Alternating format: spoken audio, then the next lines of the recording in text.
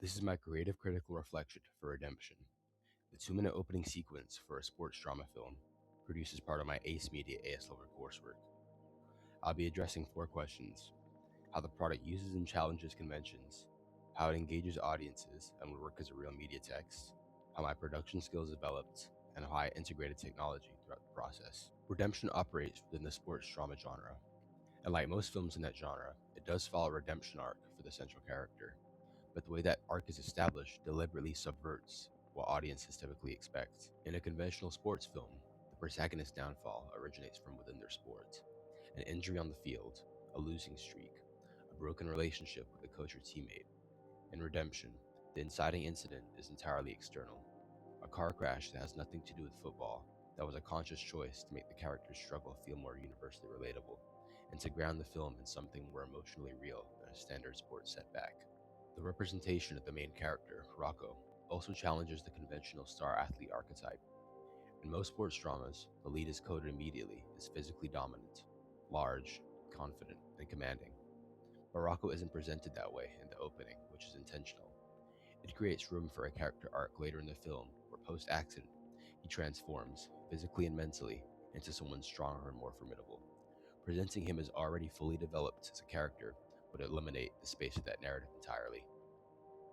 Another convention that excerpt subverts is the expectation that a sports film opens on the sport itself. Football is never shown being played in these 2 minutes. Instead, context clues, such as the ball in the opening shot and the branding on the coach's uniform, allow the audience to identify the sport themselves. This is a deliberate choice to treat the viewer as intelligent and to build intrigue rather than relying on a straightforward genre signposting. In terms of representation, Rocco follows an underdog narrative despite being established as one of the team's best players. The tension between how others see him and what he's actually capable of is central to the film's themes, and it broadens the appeal to anyone who has had to earn recognition despite already deserving it. The first 2 minutes of a film aren't meant to tell the whole story, they're meant to make you need one. I was very intentional about pacing this excerpt. A lot of the student film openings I studied, including examples from my own class, compress an entire narrative arc into the 2-minute window. Full cast introductions, conflict established, and resolution implied. That approach eliminates narrative tension before the film has even begun. My goal was 2 significant events within the 2 minutes. These were the introduction of 2 characters and a car crash that cuts to black. Nothing is over-explained, there's no immediate villain, and there is no telegraph genre trope. The vagueness is intentional. It creates narrative enigma, an unanswered question that compels the audience to keep watching, rather than feel like they already know where the film is going. Visually, I wanted the production quality to give off credibility immediately. Cinematography communicates a film's seriousness before any dialogue is actually introduced. I used color grading extensively.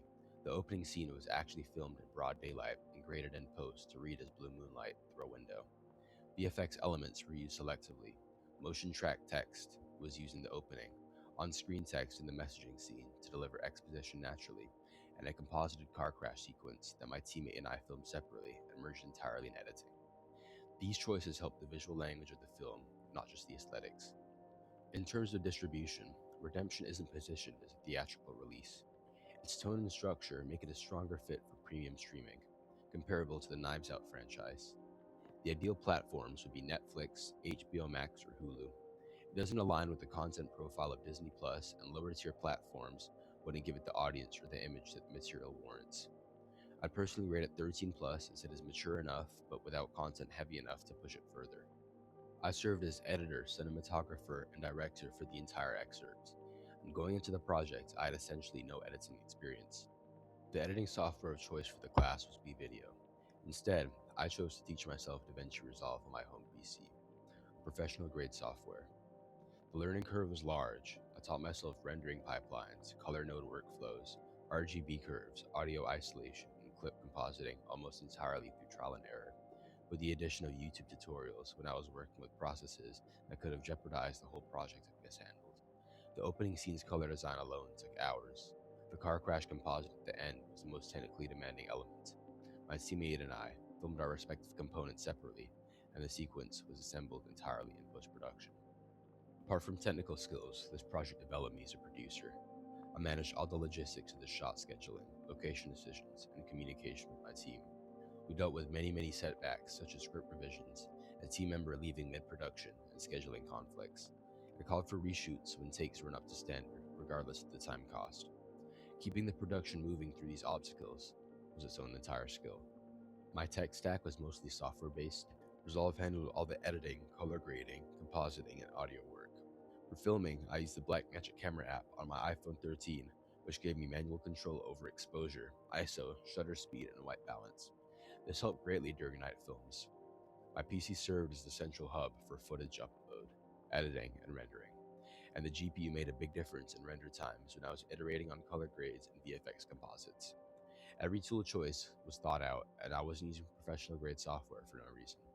I chose tools that gave me the most creative control over the final product, and I think it shows in the visual quality. Overall, Redemption was the most demanding project I've taken on in this class. It pushed my skills in editing, cinematography, leadership, and production management in ways I didn't even consider. I'm quite happy with the result, and I leave with a set of skills I know I'll use again.